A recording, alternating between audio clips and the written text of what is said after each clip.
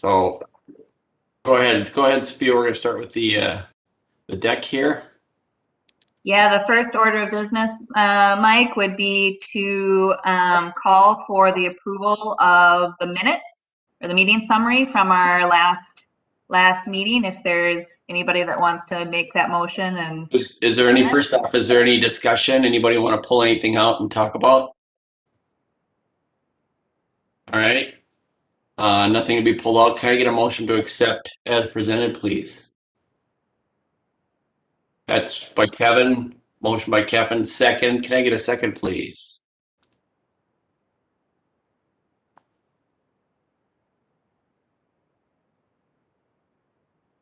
Let's see.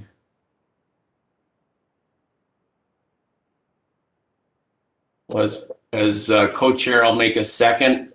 All in favor say aye, please. Aye. Aye. 2, 3, 4. All right, motion approved. Great, meeting minutes were approved. So let's jump into the topics today, the station locations.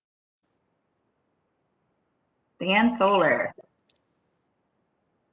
Thanks, Chair and members. Good morning. Dan Solar, Hennepin County, here today to talk a little bit about our stations and station locations along the alignment. Right now, we're using the month of July to really develop and gather some feedback and information about both possible and potential station locations, and on some of the visualizations we've put together for LRT along the various routes along the corridor. We're bringing them to our advisory committees like this morning, and other community members and businesses, and our open houses this month to gather feedback about that, and continuing discussions and really looking at design options. When we put together station locations, it becomes one of the defining topics of an LRT route is where you would and would not add stations along these routes. And so how did we develop which station study areas we're recommending? Certainly the previous alignment and the previous route that we had kind of guides where we would put some of the stations today. Some of those route areas are new, however. So we've used a lot of stakeholder and community input to do this. We had folks filling out surveys. We had community members looking at our interactive mapping, identifying and placing station locations on that. So that guided our decision making.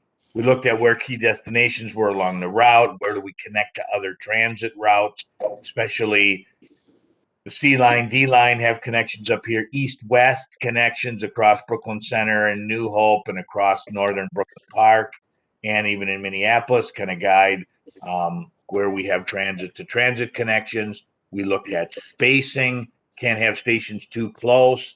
This isn't necessarily a local route. We don't want stations one block apart. At the same time, we don't want stations more than a mile apart. It's not a commuter rail line either. It's meant to serve all the areas along it. And so there isn't a magic number to the number of stations. We don't have a set number yet. It'll all kind of be determined under how do we utilize the New Starts guidance and get the maximum ridership and the most beneficial travel time by setting our station configurations up and where we'll put them. So I'll run through a little bit about where we believe, and certainly take any kind of feedback on these topics as we go forward. On the north end of the alignment up in Brooklyn Park, where we're not influenced by the Burlington Northern Railroad and where we are proposing to run LRT on West Broadway as previously designed.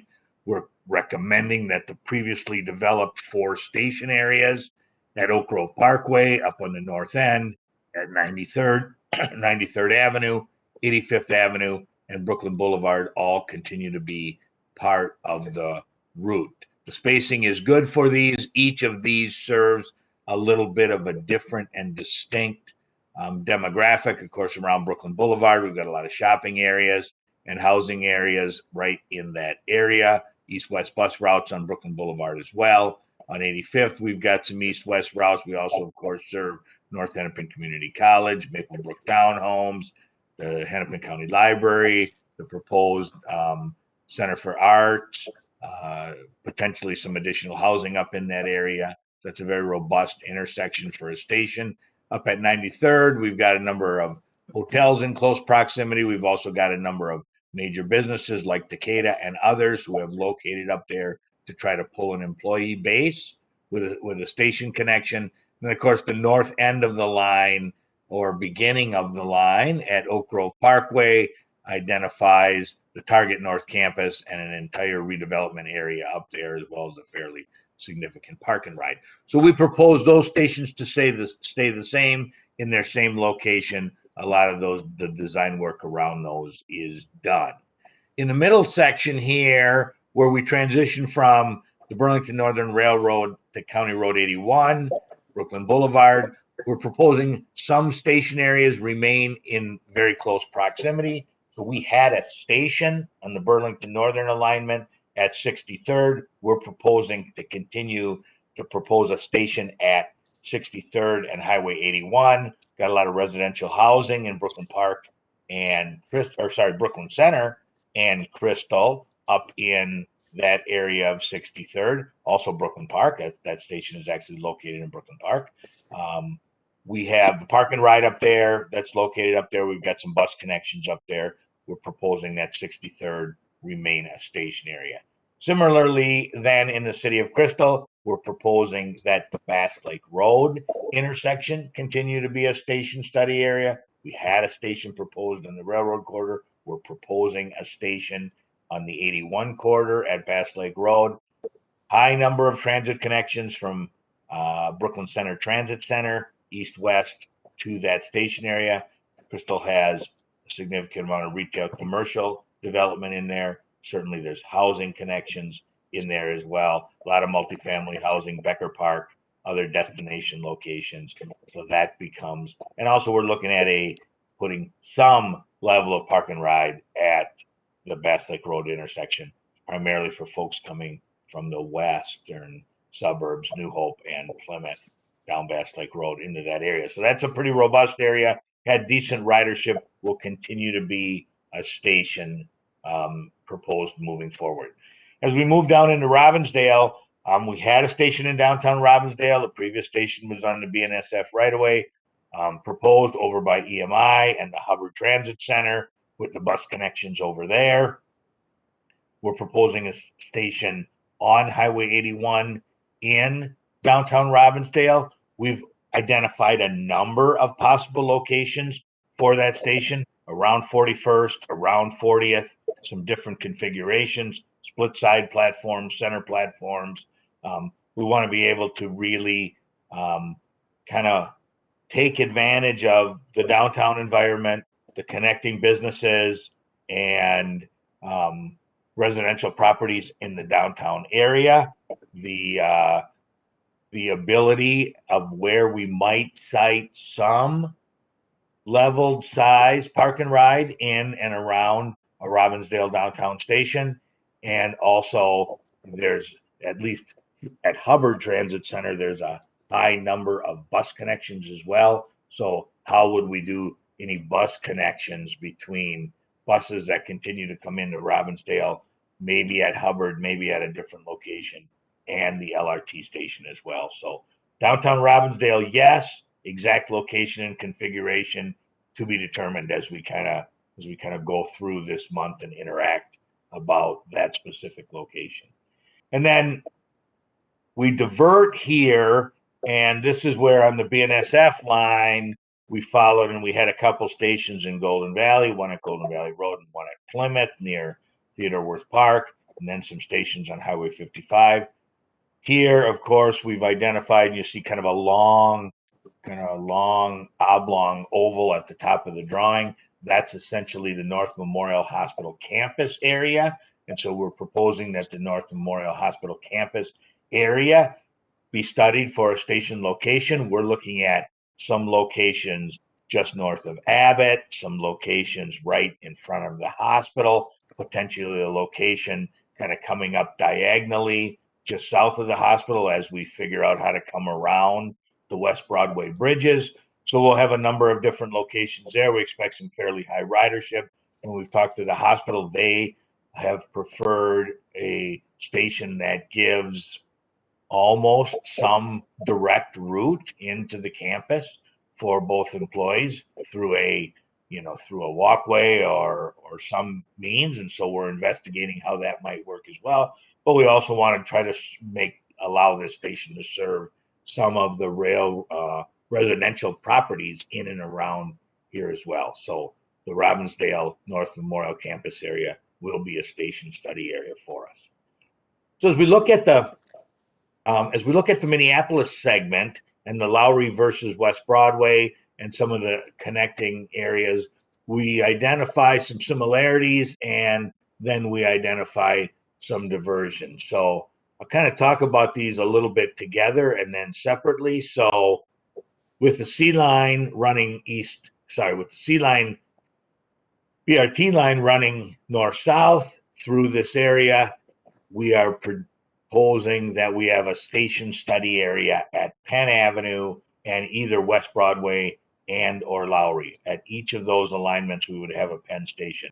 Both of those intersection quadrants have commercial and retail development there. They have a lot of residential right adjacent to them, and they are significant bus connections for the C line. Folks can come down from Brooklyn Center Transit Center and then transfer to either of these Blue Line extension routes to the other destinations. So those are a Penn Avenue station area on either Broadway or West Broadway or Lowry are proposed station study areas. Similarly, just to the east on either Lowry or West Broadway, we would propose a Emerson, Fremont, Lyndale. I mean, you see that gets kind of long in there in terms of a study area. Where is the best spot in there for a station that, number one, fits within available and purchased right away in those locations, has easy connection to the D line, north and south, which runs, again, from downtown up to Brooklyn Center on the Emerson Fremont corridor, adjacent businesses, adjacent commercial properties, adjacent retail, adjacent neighborhoods. Where's the best kind of location and what configuration for a Emerson Fremont station there on either of those lines? So a Penn and Emerson Fremont, Lyndale station study area are both considered for West Broadway and Lowry. Then we start to divert a little bit. So if we follow the orange route, if we follow the Lowry route, we're proposing that we at least study the idea of a station at Lyndale and Lowry, at Washington Avenue and Lowry, where we make the turn. That's very close to the Upper Harbor Terminal redevelopment area and other areas for redevelopment up in that segment of North Minneapolis. And so we want to at least see how a station would fit there, how it would connect, where it would work. So we're proposing that. We're also proposing a station along Washington Avenue, another one, if necessary, at Broadway. That connects Broadway bus routes. It connects the Broadway neighborhood area to Washington Avenue, connects some of the retail areas in there as well. So we're proposing a station there. And then for either alignment, depending on which way we would go, we're looking at a station study area in what we would kind of term the North Loop. And so we've identified right now 10th Avenue and Washington Avenue as that possible location in and around there. So if we use the orange route, we could come up from Target Field and have our first northern stop there and then follow the orange. If we used West Broadway to the orange to the red, we could have a station stop in North Loop, follow the orange route, and then take the red over to West Broadway. So we want to look at that. If we do not go the route towards the North Loop and come out of downtown and end up at Lyndale and Plymouth. We think that's a potential station study area as well. There are a number of public facilities and job centers in and around that Emerson or around that Plymouth and Lyndale area. Hennepin County's got a government center there. There's a lot of residential property right in there. It makes a good first stop after leaving downtown, just on the north side of I-94. So these become the study areas that we're recommending right now. What do we want to know? So what you'll see is, well, first of all, before we ask things, we want to say, how will we evaluate these areas? Public engagement, looking at spacing, available right away, what kind of trips might they generate, what are the existing and future land use opportunities in and around these areas? Do they serve destinations and population centers? What kind of engagement are we getting, and do they meet our project principles? Meaning, we're going to have so many stations that the ridership and travel time are impacted, but we don't have so few that we're not really serving all the areas that we need to serve. So those will be our evaluation criteria. What do we want to know? And what we'll engage on, both starting, even with today's meeting going forward, is, are we missing any key destinations on these routes that we haven't really served? Does the station placement seem right for where things are today? What about how they develop? Are any of these more important than others? What kind of considerations do we need to take into place? Those kind of things. Are we protecting community assets? So, for example, Nick, if you go back to the Minneapolis map, one of the things we heard yesterday was that box that's there along the south side of West Broadway between Emerson and Fremont. Fremont is North Commons Park. The city of Minneapolis, or primarily the Minneapolis Park and Recreation Board, is going to make a number of significant improvements at that park. And so how do we not necessarily put a station there, but how do we make sure that either a station on Emerson, Fremont, or a station on Penn, and how it's configured and how it's signed and how it's guided, can help guide people to that destination as well. So those things will come up along all of these routes. So that's really, you can go back to that slide, Nick, that discussion slide. That's really the kind of things we're looking to pull out and get feedback on as we continue to narrow down not only what is the best route for LRT, but what is the best route with the proper station configuration along it. So that's my piece. That's my spot. Happy to take any questions, hear any comments, get any feedback, have any discussion on any of these discussion questions before we move on to the visualizations. Nick, can you go back to the Brooklyn Park slide, please? So these, it looks like you've narrowed these down to pretty much these locations. Is this pretty well set in your mind? Yes, it is. I mean, these 4 spots were 4 locations that were identified in the long ago process, like we're doing right now. These 4 were advanced with a lot of station area planning by the city of Brooklyn Park and adjacent communities. And in fact, the designs and configurations of these stations and station areas are really completed. So yes, we would propose that these are set. Okay. Is there anybody from Brooklyn Park that has any comments or on those sites? But it sounds like the city's all good with it and surrounding communities, and there really isn't any angst about it, it sounds like. Okay. Not displacing much on any of those station locations, it doesn't seem like, because it's so, there's just a lot of space as you go up on West Broadway right there, and I think does create a little bit of a walk from the 694 area up to the Brooklyn Boulevard station, but I don't think that there's a better solution closer to 694. Thanks, Chair Ryan. That's correct. I mean, as you know, as you may know, we're completely reconstructing West Broadway up in this area. if we're building LRT. And so these stations will all be center platform stations in West Broadway. You're right, the right-of-way acquisition, certainly from a total property acquisition, is very minimal, if not at all, throughout this entire length. That's correct.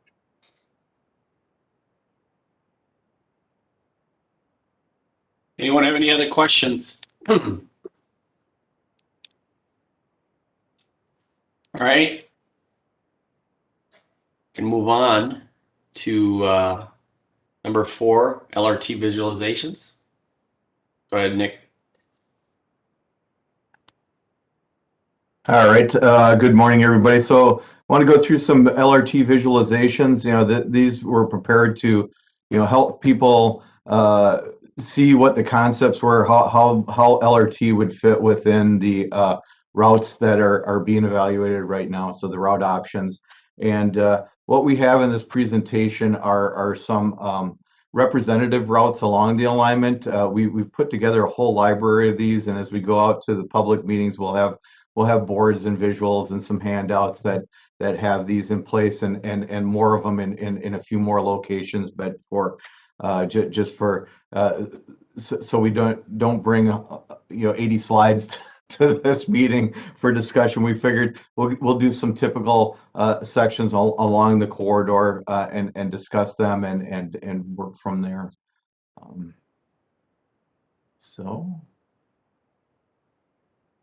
So let's start up in Brooklyn Boulevard, and as Dan just mentioned, and from the previous question, the Brooklyn Boulevard design considerations, we're at 90% in that area. So 4 are the 5 stations, the 4 stations that were up along West Broadway. Again, we would propose to keep those in the same location that we have designed. We're in pretty good shape there. The 5th station is the one at 63rd station, and we'll analyze how that fits in there, but we're still proposing to have a station at 63rd, and that would connect to the park and ride in that location. And that's probably the one that's closest to 694 94. You know, it's about maybe a quarter mile south of that intersection. So what we want to do here is we're bringing these visualizations that we'd prepared previously, but it's been a couple years since we've really engaged with the community in the Brooklyn Park area. And so we want to refresh folks with what the work we've done and the direction we're going in Brooklyn Park. So this is a representative plan of 85th Avenue Station. This is the site plan coming out of our 90% plans. And you can see in this location that this is a station platform center running through this location south of the 85th intersection. Down in this corridor is North Hennepin Community College. Hennepin County Library is kind of right off the screen here in this, and some also Center for the Arts Development going on. Maplebrook up in this, I guess it would be the northwest corner, and then commercial shopping center on there. So we feel that this is a really robust location for a station, and we've worked really diligently to make sure that we have our pedestrian access to this station safe to both the station and to get across the roadway. So we've enhanced that with the station design and the road design, that those lanes get narrowed down from where they are today, so those pedestrian conflicts with traffic get reduced, that distance does. And so, I kind of view it as the intersection's kind of the main access to this station, but on any of these stations, we'll have a secondary access also. And this one here, we have a Z crossing that would have signals in these locations. So if a pedestrian comes to this, wants to cross the street, they push the button, they recall the signal, they get a red light, and then they can cross over to the station and get to the platform. Or if they continue to walk along, keep going, they can push the button again to go all the way across the road and recall that signal in a safe condition. So you also see in these, as we've designed them, we kind of put them together in a so as the pedestrian crosses a station, they come into this box, and this box forces them to turn in the main direction of the light rail coming through there, and look to see if there's traffic coming before they traffic. So one of the safety considerations we put into place here on this.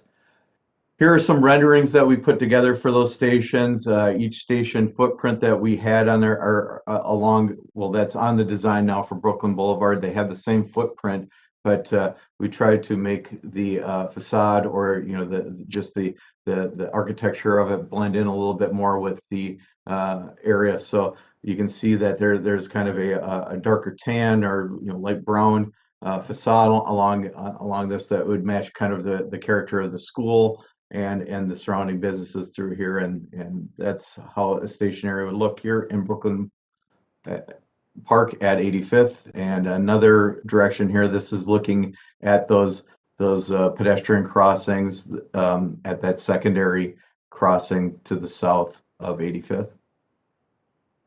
And then just a photo of what the station platform looks like, and how, and the shelters and signage and some of the ticket vending on that platform. So I'm going to move down to Crystal unless there's any questions or discussions on Brooklyn Park area. Okay, so in Crystal, we want to confirm there, as we've rolled out the routes, we've identified County Road 81 as really being our route option through Crystal and through Robbinsdale. So we want to confirm that center running at grade on County Road 81 works within this area.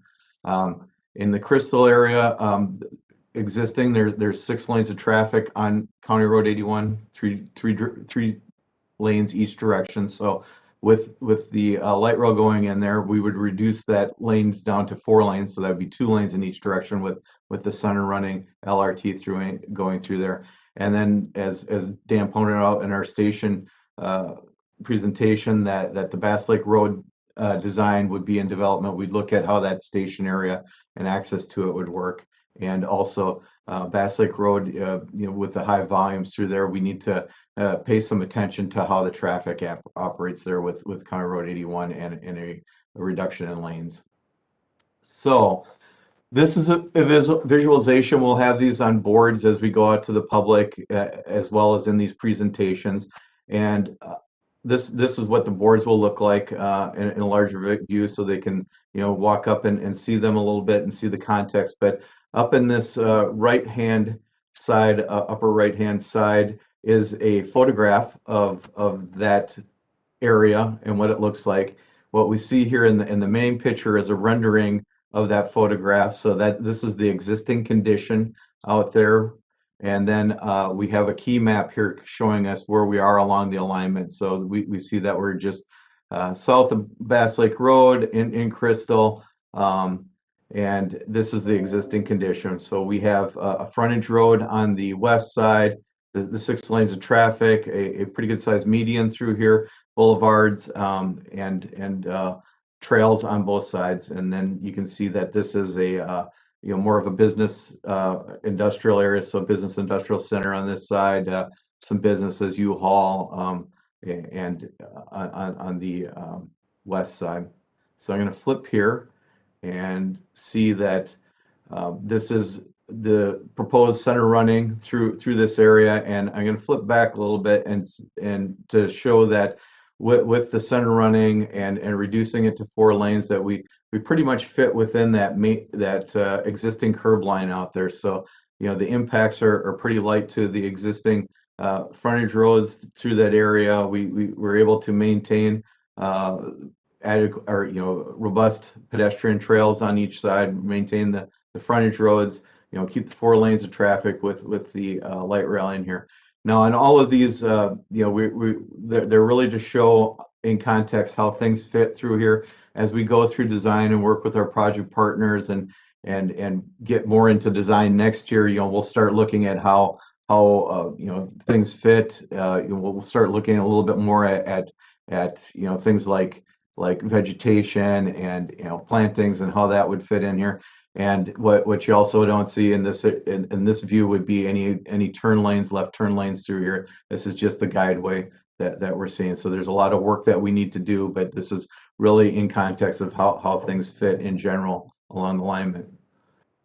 So I'm going to move south here in Crystal. This is down by 48th Avenue, a little bit farther south from Bass Lake Road.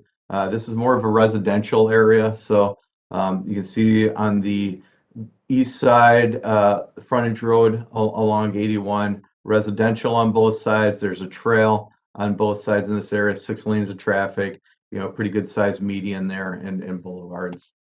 And again, as we flip down through here, with the center running light rail, we were able to maintain that existing curb line area, so we fit within that roadway footprint in this area and maintain the pedestrian trails and frontage roads. Any questions on Crystal? Yes, I have a question. Yes, Candace. This is Candace Otha.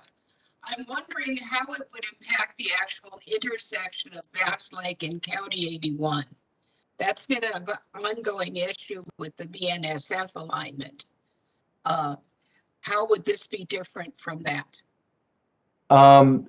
We will have some layouts here as we start going out to the public that show, but we can maintain the existing intersection movements on Bass Lake Road with an at-grade option, but we know that with the lane reduction and that there is some level of service that we need to evaluate, in a built condition. So we're looking at what our options are there in that intersection. So we have some work to do to look at, how we can maximize the level of surface and the traffic through that intersection. So we can fit an interchange at grade, but we are looking at some other options in that area at this time. But some work to do on that. I have to say, this is a big improvement from what BNSF was, in my opinion. And I've been around light rail for many years.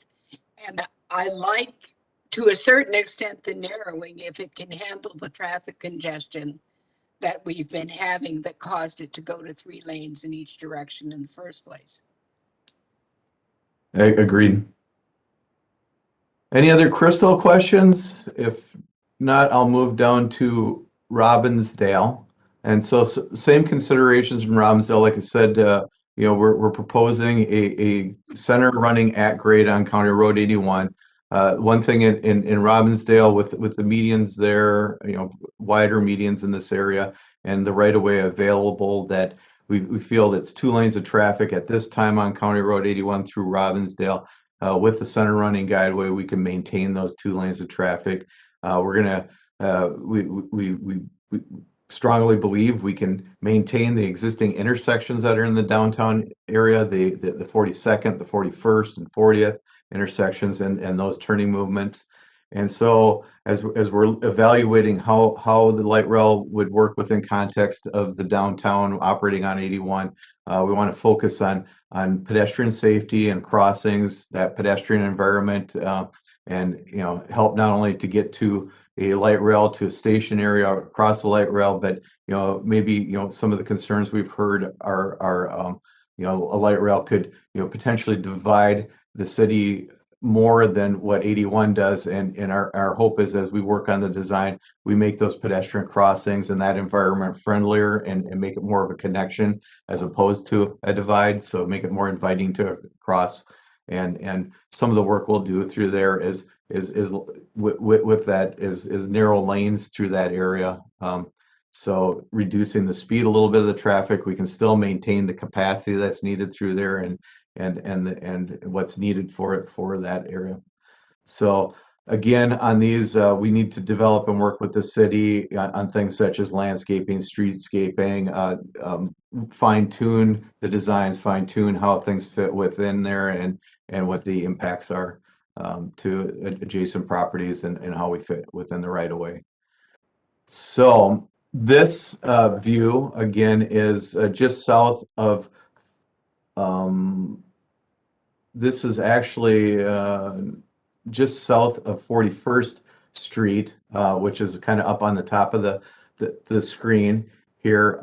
You can see the town center up above. There's a retaining wall. There's some parking in here. We know that there's underground parking in this location. We have 2 lanes of traffic, a sidewalk along both sides of this area, sidewalk trails, and 2 lanes of traffic, and then turning movements at the intersection. And then here's the Robbins Center on the side of the screen in the existing conditions. So I'm going to flip to the center running at grade proposed alignment, and you can see that we maintain that wall along town center through here. You know, we want to make sure as we're going through design, looking at it, that again we focus on the pedestrian experience to make sure that it's convenient and safe to get, you know, around this downtown area to light rail stations across the roadway. The one thing you can see is I'm going to flip back a little bit here is that road does widen out in this location. So, you know, we know that this would impact the Robbins Center parking lot. Some stalls would be eliminated with this alignment, and what we would work on is with the ownership there of mitigation for the lack of loss of parking through this area. How many total spots was that gone, Nick? Do you remember? It was around 20, Mike, I believe. Okay. Thanks. But you know, as we refine it, that number could change a bit, but that's a ballpark magnitude of it. Okay, thanks. Again, you know, as I mentioned, this guideway, there's shown in the pink along here is a wider median, and these are left turn shadows. So that's a wider median to accommodate for the left turns through here. And these are areas where we can, you know, look in the future, how do we treat those? You know, likely not just straight concrete, but we would have to work with the city or the county and you know, how these get maintained and how we handle that, you know, if it's enhanced streetscaping or if there's some kind of low level landscaping along there, and the same along the sidewalks. Right now we're just showing sidewalk through these areas. I'm gonna go a little bit farther south. This is getting south near the North Memorial area where there's a frontage road on both sides of the roadway. So we've got the 4 lanes each direction, wide median, boulevards on both sides. We have a frontage road on both sides with sidewalk and trails on either side in this location. So that's the existing condition. Flipping over again, we can stay within that existing right of way. You know, we would use up that center median in parts of the boulevard to fit within this area, but able to maintain the frontage roads through here. Excuse me, Nick. Again, yes, go ahead. This is Tim Baylor. First of all, good morning, everyone. Could you back up a bit and show the rendering north of 41st Street to Lake Drive? Do you have a rendering of what that looks like as it bisects the Lake Drive and the McDonald's location? I don't have it for this presentation, Tim, but you know, this is something we can pull out and we can take a look at here also in the future. I don't have it available for here. I'm just showing some select renderings as we go through for time's sake, really. Okay, thank you. Yeah.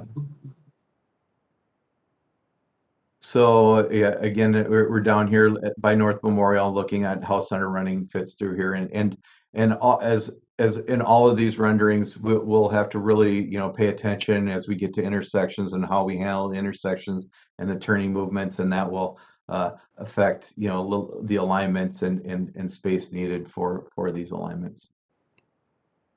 Any other Robbinsdale questions? I had a question, Nick. Sure. For the station locations, what would be done to mitigate the impact of the frontage roads on pedestrian access to the stations? Well, I guess as far as the mitigation, we're you know, the first thing would be are we impacting that frontage road? You know, we'll try to work on a design that doesn't impact it, but if we do, we'll have to figure out, you know, how we handle the traffic that's along there. Sorry, just to clarify my question, I was thinking about the frontage road kind of adding an extra barrier for people that are walking trying to access the LRT station. So basically, you're thinking in this slide, you know, the frontage road there adds a barrier between 81 and area. So, you know, as we get through there, again, we'll have to evaluate how we get there. We'll want to make sure that they're safe and convenient. You know, at this point, you know, we don't see the elimination of a frontage road through here in this location, and we're able to maintain those trails. But as we get farther into the design, that this is really going to be when we're in hardcore design next, going into next year and throughout, we'll really evaluate how we make those safe for pedestrians, that we're not having them right up against the road when we don't have to. So and provide those buffer zones, and we'll work with the communities, on how that boulevard would, get handled, that buffer zone would get handled. Does that answer the question, Alex? Yeah, I appreciate that. Okay. All right, I'm going to move into Minneapolis. So a little bit more for consideration. We have the two route options there, the West Broadway Washington Avenue route, or the Lowry Washington Avenue route and West Broadway. So one of the main things here is we need to evaluate the links and evaluate the links that go into each one of those options. So that's the kind of spaghetti map that we've seen at the bottom of the map, getting us out of downtown and up to either one of these routes. We do know that there's going to be parking impacts in Minneapolis with either one of the route alignments, and so we're evaluating what the parking impacts are and coming up with a toolbox of mitigations that would deal with parking impacts. For instance, district parking. Do we look at side street options? Do we evaluate specific properties? There's a whole toolbox, and we want to make sure that we're coming up with options that best serve the communities in these locations. So that is a key thing that we're looking at, and we know that is a concern of business owners and folks that are in this area. We also need to evaluate more. These aren't going to focus a lot on the signals and the intersections and the turn lanes along there. We're working with the city and the county in these areas. We're going to have workshops to evaluate how we handle intersections, and we keep turning movements that are necessary and the intersections signalized that are as necessary, and kind of make sure that we're evaluating all that. And so again, we need to develop, as we continue to move forward into design in the future, we'll get more into the detail and landscaping, streetscaping. We're talking with the city on bike facilities. If we're not able to maintain bike facilities around these routes, what is the mitigation for those, and how do we handle that? We understand that that's something that we need to pay attention to and focus on. And even as I roll out these visualizations, we don't have specific dimensions on them, because we're working to see, we've got, on West Broadway about 26 feet outside of the guideway. We have a guideway going down the middle, and then there's 26 feet on either side. And how do we allocate that 26 feet for traffic operations and for sidewalk operations? We're working with the county and the city on that to come up with the best plan that really focuses and makes a good pedestrian bike way, as well as maintaining traffic through this area. And I'm just looking here at what workshops. I think one of the questions from Felicia is, yes, some of the initial workshops that we'll have with the city and the county would be kind of more internal on operations. But as we roll these out, we'll be working with the communities, Felicia, through the BAC, CAC, and on these, and we'll ask for input and ideas on how folks think that things can operate well. But I think the initial stab we'll take internally and look with the owners and operators of those roadways of how things work in that area, and then have those options to bring out to the community. So this first view here is Lowry Avenue at Newton. This is pretty representative of most of Lowry Avenue.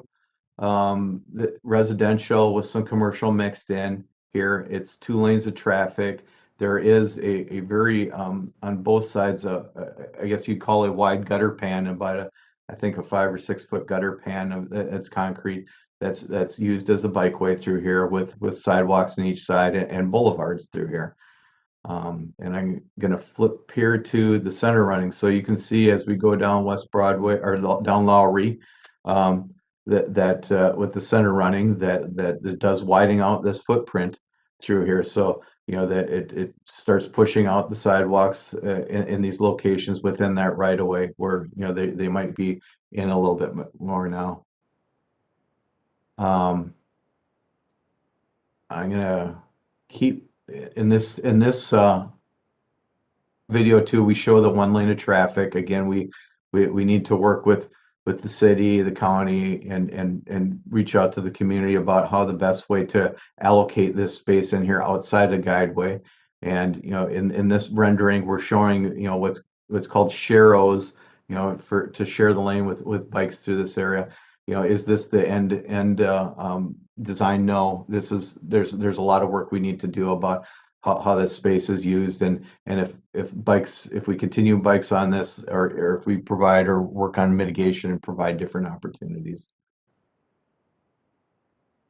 I'm going down to Washington Avenue here and taking a look at it. You know, just below this box here is 94 on the screen, and, you know, a little bit more industrial area in this location. There's 4 lanes of traffic each way. There's parking on both sides along most of Washington Avenue. Sidewalk on either side. And this is how a center running guideway would fit within that Washington Avenue area, reducing us down to 1 lane in each direction. You know, we're showing accommodating some of the left turn lanes, and, you know, the potential for providing parking at least on one side through this area and how it fits. I'm going to go over here to West Broadway now, and this is West Broadway around the Queen Avenue area, where we have, you know, single family residential here on, I guess it would be more the southwest side, and, you know, a little higher density apartments on the northeast side. 5 lanes of traffic here, so we have 4 lanes each direction with that center turn lane through here. Sidewalk on either side. That's very close to the roadway, and this is what it would look like with the center running through here. So obviously, you know, along here the parking is not available with this. Maintain the sidewalks on either side. One lane of traffic in each direction with that center running guideway through here. And a little bit different picture here. This is at West Broadway at Emerson Avenue. So Emerson is just kind of at the bottom of the screen. Well, actually, you can see the view up in this little thing with the signal of Emerson here. So we're kind of up above the intersection, looking down the alignment here. 4 lanes of traffic, parking on either side, sidewalks through here, and with the center running through here. You know, we reduce this down to a single lane of traffic in each direction, and accommodate peds and in this area with the walkway. With that, I don't know, I can stop here, and if there's any questions, we do have some other evaluate options that have been brought up, you know, with our discussion as we've rolled this out. You know, one of them is, what does side running look like, and what does an elevated section look like? So we want to kind of roll those out here and discuss those a little bit with this. But are there questions that are coming up here? Nick, there's a question or follow-up in the chat from Felicia, and maybe I'll start to answer some of it a little bit too. Is just kind of some of what Nick was mentioning about kind of like turn lanes and operations. That is part of the discussion we want to have with the community in July and August. From a perspective too, so Metro Transit, right, is not the owner of the roadways, so we don't we have to work with the county and the city when we're doing stuff in communities that we operate in, right? So we might run the transit service, but if the county says there's no way that you can do this on this roadway or something like that, we still have to work some of that out. So we often have a lot, you know, kind of technical questions of, well, what's the traffic volume on this roadway? What would happen if we do this? And that's some of the stuff that we do for sure need to do. But what Nick is saying is that whole operations piece of the roadway is a conversation we need to have a lot with the community. So Nick is busy kind of putting together some of the technical considerations so people can kind of weigh the benefits and impacts of certain solutions and kind of discuss that. So I don't think it was intended to mean that we're not going to have conversations with the broader community. It's just also we need to do some technical work so we can actually have an informed conversation on that front. So we plan to bring some of that information out kind of as we do some of the virtual and in-person open houses in July, and can, you know, it would be really beneficial to have some smaller group discussions with some of the leaders that are on this call here.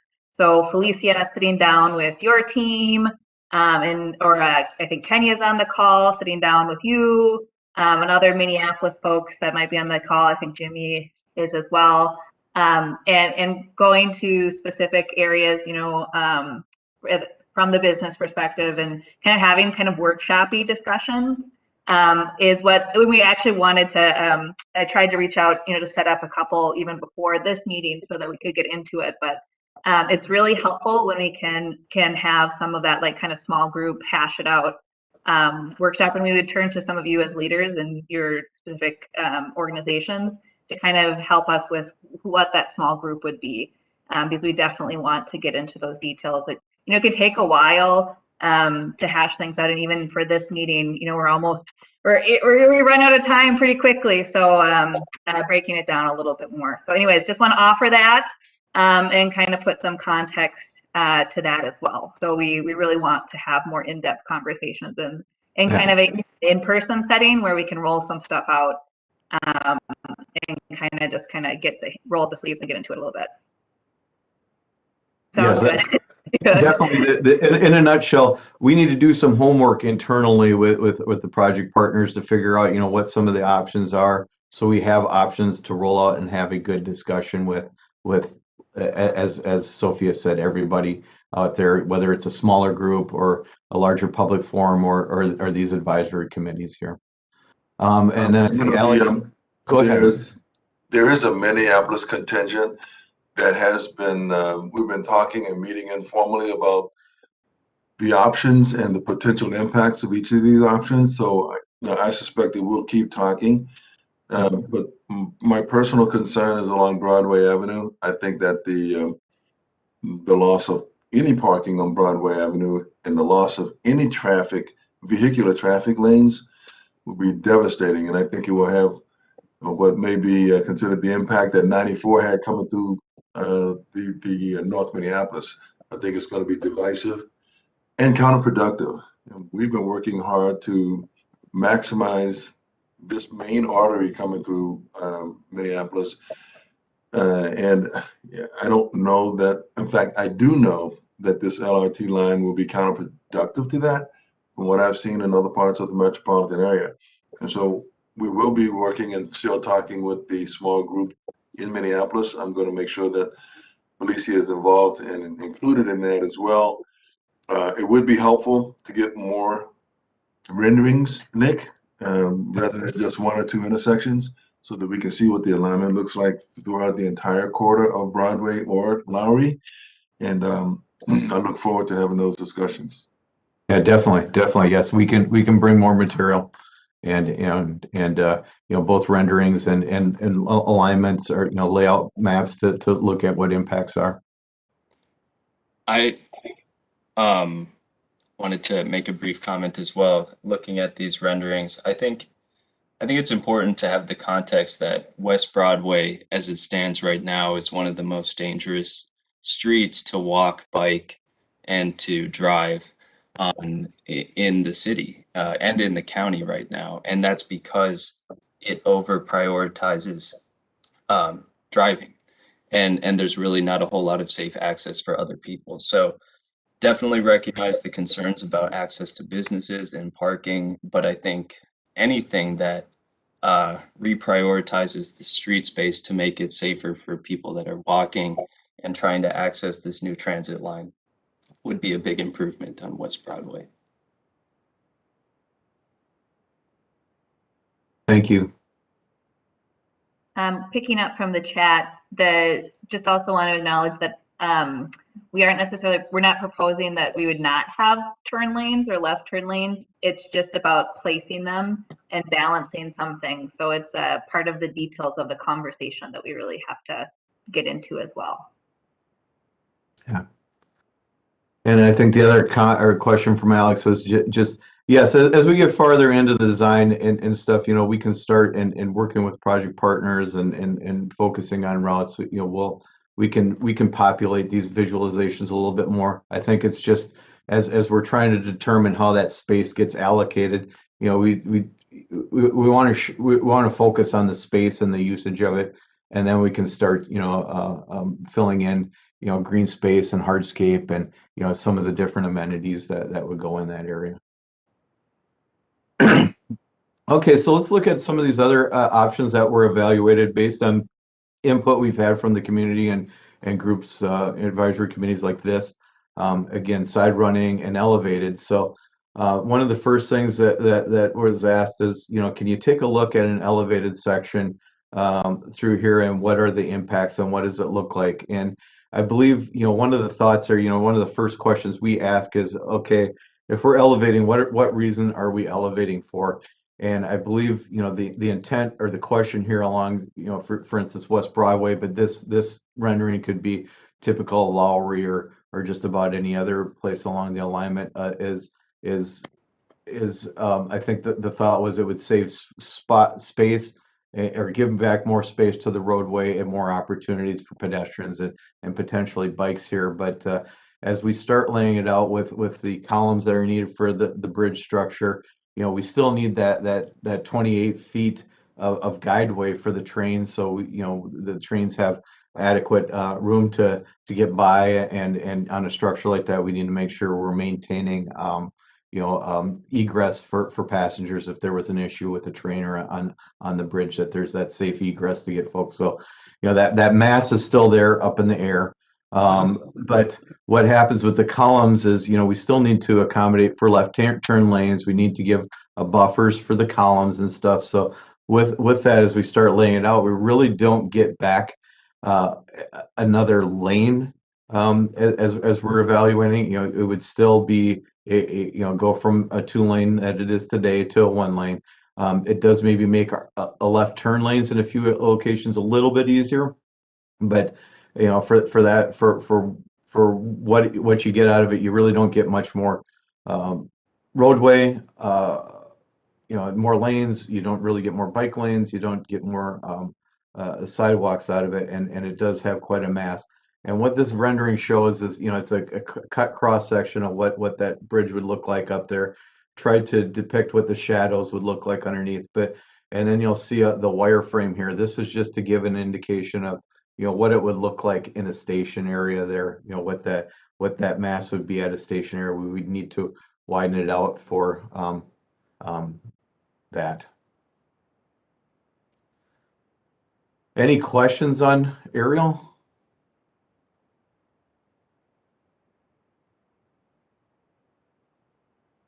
Okay, I'm gonna slide over here to side running. I think one of the thoughts is, or one of the questions that we've had come through is, you know, center running. You know, what would be, are there advantages to side running? You know, instead of splitting the traffic up, maybe gives a little bit more room to those single lanes through there, and putting the traffic on one side. And so this is a graphic, and again, this could be east side, west side, you know, north side, south side. You know, you could flip flop this over, and you know, this would be representative along either Broadway or Lowry or other options on this. But as you see, you start pushing up the guideway to one side. It does center that train more on one side of the road than the other.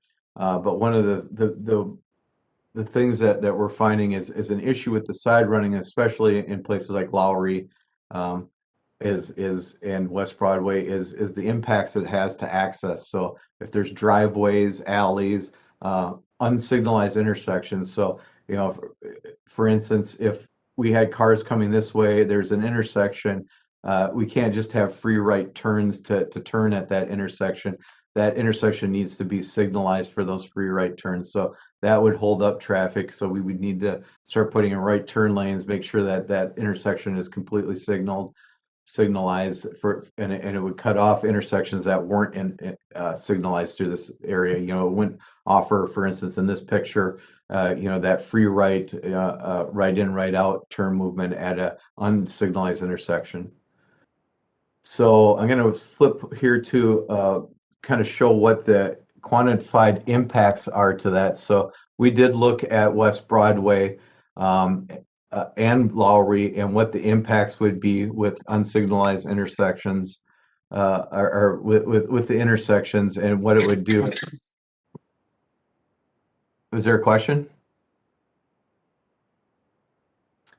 Okay, and what this map is just to indicate is showing where signalized intersections would need to be maintained, but then showing where driveways and alleys would need to be closed, you know, just to keep those conflicts in place.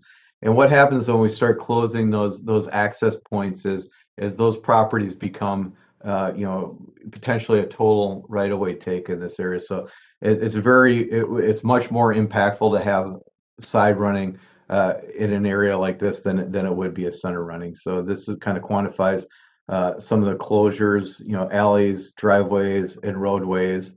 And with that, you know, we're at like 35 impacted areas, and a fairly similar number if we flip the map here, and if we were to switch the side running to the northeast side on West Broadway. Going to Lowry, you know, really a similar condition, maybe even a little bit more impacts on this, you know, a lot more alley closures, a lot more driveway closures, and so even more impacts with a south side running, maybe, and even more impacts with the north side running.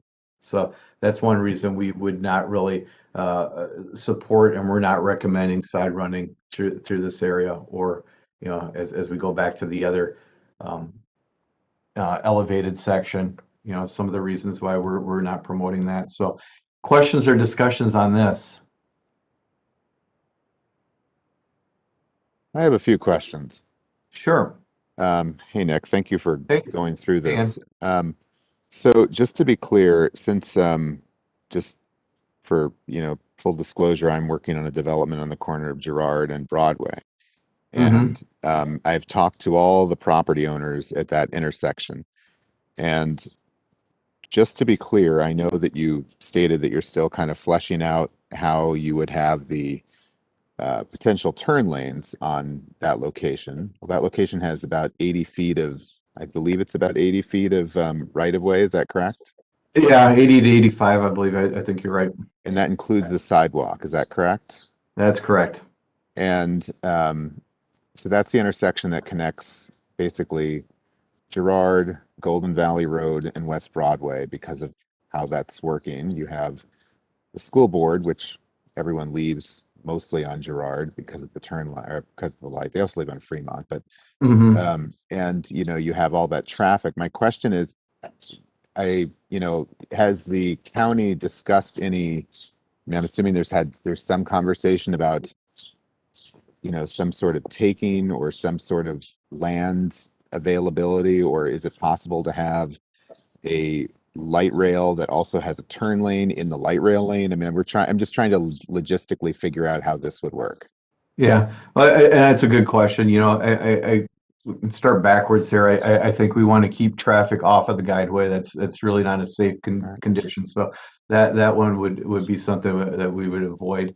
But looking at the intersections, that's kind of getting back to the, you know, looking at the operations along these routes, with our initial workshop, is to really evaluate how does the network work up there. You know, how do all these intersections work? Are there intersections that we can, you know, maybe take a look at and combine so we can get, you know, a full access? So how an intersection operates today may not be exactly how it would operate in the future, but, you know, we want to see what our options are and go through. We'll be going through intersection by intersection, and for this instance, it's can we maintain a left turn? Can we get a left turn in there? Or what are our other options in there? Well, Dan? oh, sorry, I just had one. Oh, go ahead. I'm Dan. Okay. Sorry to interrupt. Dan, did you want to jump in on this too, or? No, I mean, I can. You know, Ian, that's one of the reasons why we worked so graciously with that developer on the corner of Girard and West Broadway, meaning you, in order to, could we keep that building back an additional 5 feet? Because there, in some intersection areas, there may be areas where we can acquire a little right away, but it doesn't result in a total taking of the property, right? We might be able to squeeze a little bit off of the front of the school district side, but we haven't gotten in part of this workshop. And I don't know if you discussed this workshop we were going to do with city staff, Nick, but part of this workshop is to really lay down and look at, okay, where are the best spots for traffic signals? And if these are the best spots for traffic signals, what are the right-of-way acquisition opportunities at those corners? Are there buildings set back? Are the buildings built right on the corner? If they're not set back, can we move the traffic signal to another intersection to get the left turn lanes in? Find that spacing. Where would we put pedestrian crossings? Where are the most optimal places? And then also to be guided by the community on, okay, what are the sacred, do not purchase, you will not purchase right away from these parcels. But on these parcels, right-of-way acquisition might make sense. That whole kind of discussion is really, now that we've kind of laid out, this is how we think LRT would work on West Broadway or how it would work on Lowry. Okay, how do we now take the next step and talk about where are we putting intersections and stations, which would result in having some potential for right-of-way acquisition. Well, Does that make sense? it does make sense. I just want to follow up with one more thing and then I'll stop talking because I know that the people in the North Side group know that I can talk. Stop smiling.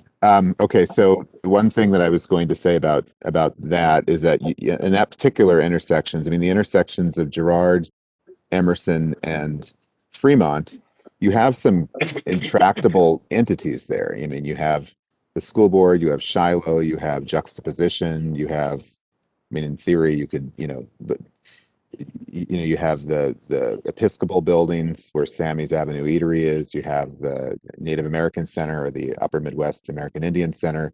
You don't have a lot of leeway there, and I'm not trying to sound like I'm some sort of I don't know. I just think that it seems that the options you have on those particular intersections are very limited and will require a lot of political capital to take any of them.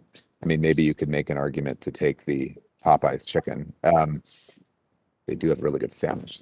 But my point is it's really difficult to make those work. And I'm just curious how that conversation really is going to move, looking at the fact that you actually on those intersections actually need a turn lane.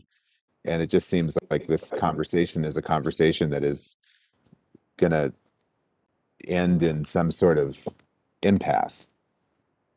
I guess that's not really a question. It's more of a statement. I'm not sure. Well, I guess it's a question. I don't know how you overcome that.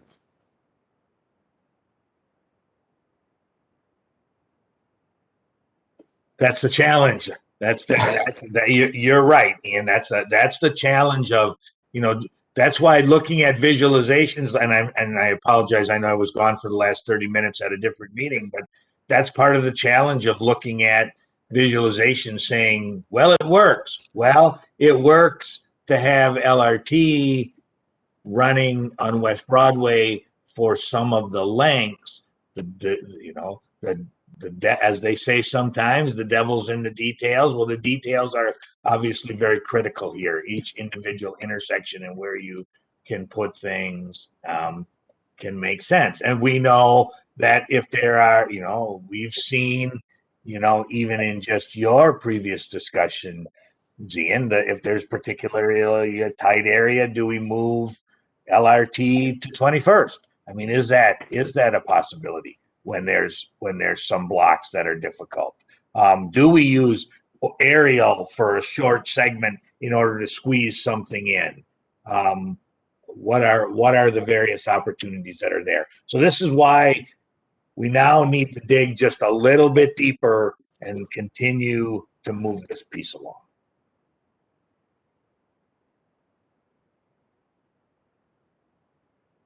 I hope too, you know, with the visuals, it begins to be able to show kind of how things fit up, and kind of, you know, then you can start to have some of those conversations a little bit more in depth, because now we're beyond a line on the map. So you know, we have, okay, kind of later we have, you know, some broader meetings, but just also really want to emphasize that we want continued discussion, especially with the Minneapolis group on some of the specifics, because that's where a lot of the solutions are more this kind of pull up your sleeves around the table and get into the weeds discussion.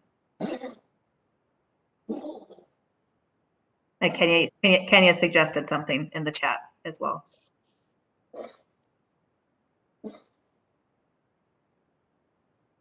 Yeah, so more to come there on options. Like we said, we know that we've got a lot of work to do. We are doing that work. We're looking for input from communities on these routes and how we can best fit and make this an amenity to the community and not have it be a detriment. So, any other questions on these route alignments? A lot are the visuals, just a lot of information there. We do have a lot more that'll be coming out for the public engagement, and as Sophia said, we're willing to have as many meetings and meet with folks that are interested and get input on these whenever possible. It really helps us. All right. I'll kind of jump into the next section, and if people have more thoughts and comments as they give us a second to digest, that's great. Just kind of going back to the last slide, just a reminder that the RFP for anti-displacement is out on the streets. We appreciate you sending that to any of your networks of folks that you think would be interested in it. And if there's any questions, Sam O'Connell is your lady. And you know, we'll definitely continue to update this group on that, but just wanted to give everybody an update that it's out, let people know it, and we hope to have somebody on board to really further and continue that work in a very in-depth way in the coming months. With that as well, just really want to highlight that our team has, and the community cohort has really tried to be out in the world talking to people, and this month we kind of pivot from what we had been showing to kind of the new information. So we've gone to grocery stores, we've gone to festivals, we've hosted some stuff ourselves. Next slide. And then kind of coming up in the end of July, we have both in-person and virtual meetings kind of per city along the line to kind of get more into these details with the broader community and talk more. Like I said before, you know, these are a way to collect people. Some of those more in-depth conversations on a smaller scale are also really, really appreciated. And please, you know, let's set some up to kind of get into all of that. But just also want to have some of those catch-all things that if you're interested, you can come. Each meeting will kind of focus on the community that it's in, but we will have, you know, kind of the other cities as well. So if somebody wants to come see something in person and they can only attend Crystal, but they're from, you know, Minneapolis, there'll still be information for them there, and the same staff to kind of jump stuff off of. And next slide. With that, just kind of also want to talk about our next meeting. Our next meeting would be in August. While we haven't fully determined, we kind of have or September, just because we're thinking that August people might need time to kind of digest the information that we already have and kind of drill down into all of that. I would also like to note that September 7th is immediately after Labor Day. So there might be a desire like this round that we just push everything back a week so people don't go immediately from their long weekend into a morning meeting. So just kind of want to give a horizon scan out there for folks, and that's that's about it. Turning it back to our co-chairs for any other discussion or thoughts. I don't have anything. Felicia, do you have anything at all? Not right now. Thank you. Okay. All right, Sophia, that's anybody else have any other questions? All right. Well, we'll see everybody then on the August 3rd meeting next month. Thanks, everybody. Hey, Sophia, anything else? If there's no other comments or suggestions, I think we're good. And as always, people feel free to follow up with staff as well if you have thoughts post the meeting after you digest it more. Great. We're good to adjourn. Thanks, everyone. Have a great day. Take care.